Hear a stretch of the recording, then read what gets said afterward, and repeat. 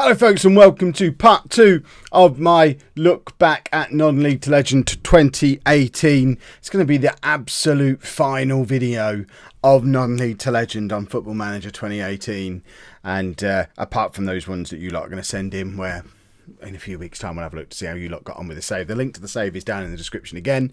A few of you were having trouble using the save last week. It doesn't load up as a database, it is a save file, so you need to download the save, transfer it into whatever folder you normally keep your Football Manager saves in, and then just load it up the way you would any of your own personal saves. So that should allow you to get your version of the game played. It's not this save though, because this save moves on 5 years from the end of the game. So we are exactly 5 years moved on from the moment where we won the Champions League with Arsenal. I haven't looked at this at all. I've just holidayed forward 5 years. I have no idea how Arsenal got on after I left. I don't know. I know nothing. All I know is Sunderland got promoted, but I don't know what division to or from. So let's start with having a little look at Arsenal to see how they got on with the 5 years after we left. Oh, goodness me. Well, straight away, they finished 6th in the Premier League this season. It seems like it's all gone wrong. So Patrick Schaefer is captain 5 years in the future. There is no manager, though. So so that was the year we won the league. That was the year we won the Champions League. The year after we left, 7th, then 3rd, then 6th, then 3rd. They've gone back to being real-life Arsenal again.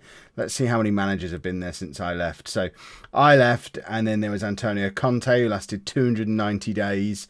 Cedric Carrasso lasted just under 2 years before he was sacked. And Jan Stewart lasted just over 2 years until he was sacked. So 3 consecutive manager sackings for Arsenal.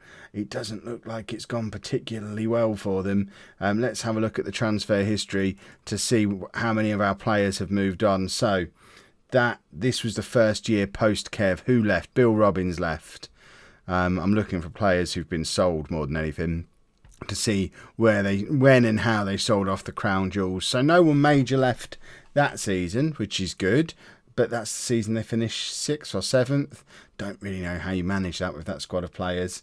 But then the following year, Tommy Merson's moved on. Stevie Leshy finally got his big move to Spain, a £90 million move to Real Madrid. That's gonna cause a problem, especially if he wasn't adequately replaced. Quevedo moved on as well. Did he ever actually get into the team? Because he was on the verge of being my first choice keeper. No, he never did. So he moved on. Kensuke Oki, he was one who was going to be awesome. Now, I had high hopes for this lad. I was converting him to a striker and all sorts, but no, it looks like he's just moved around for lots of money. Still playing as a winger, worth a lot of money. Over 100 caps for Japan now, but never became the striker I was trying to turn him into. He was going to be my Thierry Henry if the save went on, my winger that I converted to a striker. Still, Leshy aside, still no major departures. Then we move on another year. So this is a year where Arsenal have completely missed out on the Champions League. Leshy has gone, and Jake Herford moves to Bayern Munich. The stick I got for Jake Herford, but Bayern Munich wanted him. So, I obviously wasn't that much of an idiot for spending the money I did on him. Zanfalin moved on as well. Ben Willis, he never really became the Liam Wells that we were hoping he was going to be, did he? He's a bit of a disappointment. Poor old Ben Willis. Lofredo moved on as well. Leshy aside, there's not been another massive sale. And, he's not even one of mine. Who is Zhao Moke? Goodness me. Did I sign him? No, I didn't sign him. He must have signed the year after I left. Alex moved on, went to get his... In fact, a couple of them have gone to get their Spanish payoffs. He's another one who signed after I left. So what's happened to Pingu? We'll have a look at him in a minute. Jamie went to Everton for 20 million. Junior David. Where did his career go wrong? He was a superstar for me. I've left, and he's only played another 50 games for Arsenal since I left, and has ended up going to Leicester for less than 10 million quid, barely adding to his England caps. Junior David's career has been ruined by my retirement. I feel a bit guilty about that. And that brings us up to speed. So that means Pingu's either still here or he's retired. So let's have a look at the current players. So Tim Weiss is still at Arsenal, age 32. He survived. Jordan Davidson, still at Arsenal, also age 32. They're all getting on a little bit now. Malcolm Felipe, now aged 34, but still at Arsenal, still playing regularly. Vitali, who is the Argentinian German, he's also aged 32. They've not replaced these players. They're still playing my team. They're just all getting old. Schaefer, 28. Martelot's still there, aged 30. Was he always Brazilian? I feel like he was Italian. Apparently Martelot was always Brazilian. Well, I never. I always had it in my head that he was Italian. Where's Pingu? Did Pingu retire? Pingu. Oh, he becomes Pingo again, I guess. So he must have just been released. Aged 33. So that was his glory season. Oh my word. Pingu never had another season where he got into double figures for goals. How on earth has Antonio Conte taken a player who was on a 7.92, single-handedly tore Real Madrid apart, single-handedly won us a Champions League, and turned him into a player who can't get into double figures for goals and leaves on a free transfer 3 years later? Before he was even 30. Okay, no, it was like 31. But still, what a waste that is. Perhaps we need to look at the released players. So who was just released? There weren't many major sales, but who just left? Kasper Dolberg just left as well. Did he go somewhere else? He went to Inter, so he just leaves on a free transfer. I can't even see Pingu on there. So if he's not on the sales, did I just not notice him because he was a free transfer? Was he an actual transfer when he left? Oh yeah, he was an actual transfer. What a ridiculous world we live in. So, Arsenal never really recovered from me leaving. So who's been dominating the Premier League since I've been gone? Nobody. It's been a little bit of a merry-go-round. So Man United won it the season we won the Champions League. Then Tottenham won, then Chelsea, then Tottenham, Man City, Chelsea. I mean, fair enough, I guess. Let's have a look at the FA Cup as well. We're not going to dig into all of these in loads and loads of detail. We're just going to have a quick look at past winners. What I will do is look at Ballon d'Or this time as well, because people asked for that on the last video. So, Arsenal have won an FA Cup. Well, there you go then. No Champions League, but an FA Cup win. Normal service really has been resumed at Arsenal. The Champions League, did Arsenal ever get anywhere near winning that again? Surely not. So that was the year we won it. And Monaco, Man City, Milan, Bayern Munich. So I guess this year's final hasn't happened yet. No, it hasn't. So it's a Tottenham Paris Saint-Germain final that happens. When does that happen? Today, is that?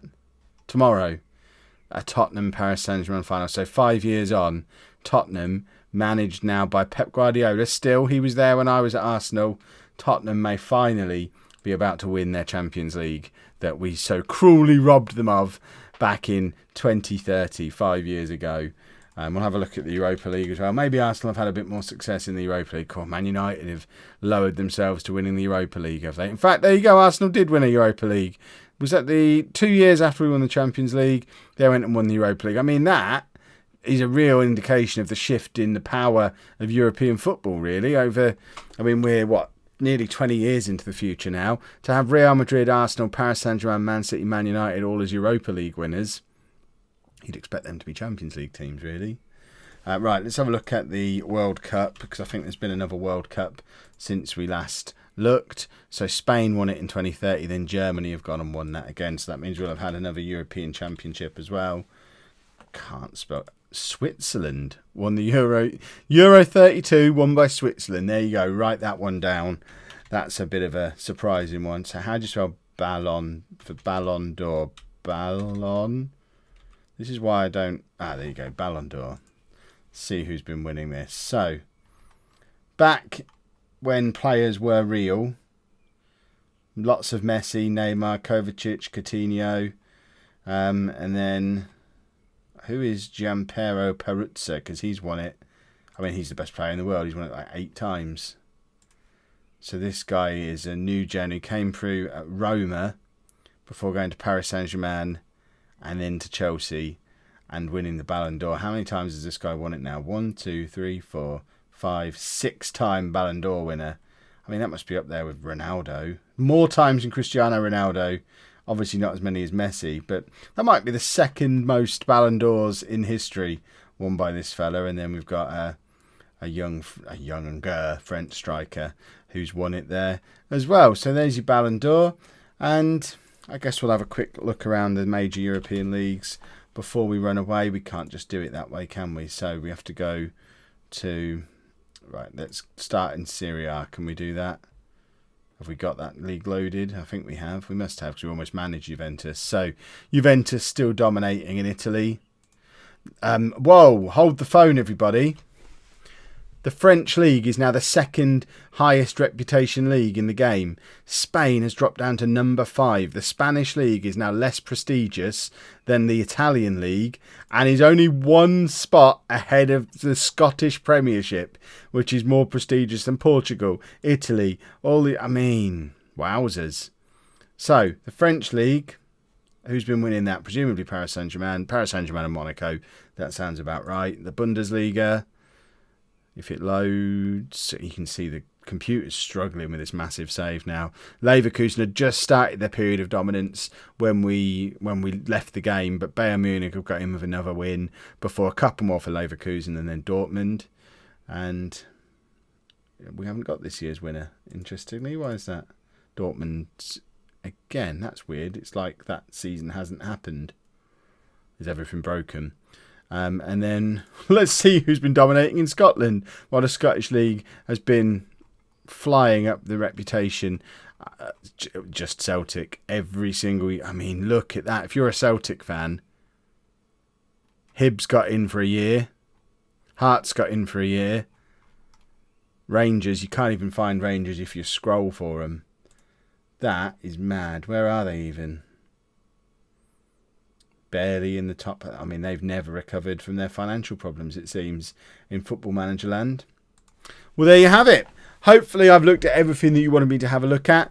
If not, as I said, the save from right at the end of Football Manager... No, non-league to legend. Kev, use your words. The save from the day after we won the Champions League is available down in the description for you to download and have a nose for yourself, and obviously simulate it as far off into the future as you see fit. And let me know how your simulations end up different to mine. Does Switzerland still win the Euros? Do Arsenal just collapse? Does Did Pingu only ever perform for Kev, or have you managed to get him working in your saves as well? Let me know all that stuff down in the comments, and then in a few weeks' time I'll put a message out on Twitter, so make sure you follow me at lollujo, but I'll put a message out on Twitter asking for save files and screenshots from your non-league to legend saves where you've taken that file and gone on and either done something with Arsenal or with somebody else, and we'll do another little video recapping how everyone's got on with that. But that is it for non-league to legend FM18. Obviously we've still got Back in the Borough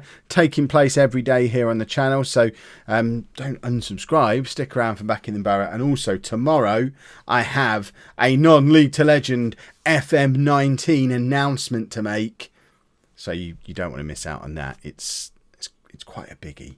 If you've enjoyed that, please make sure you leave a nice big thumbs up on there for me. Subscribe to the channel for daily Football Manager videos, and thank you very much for watching.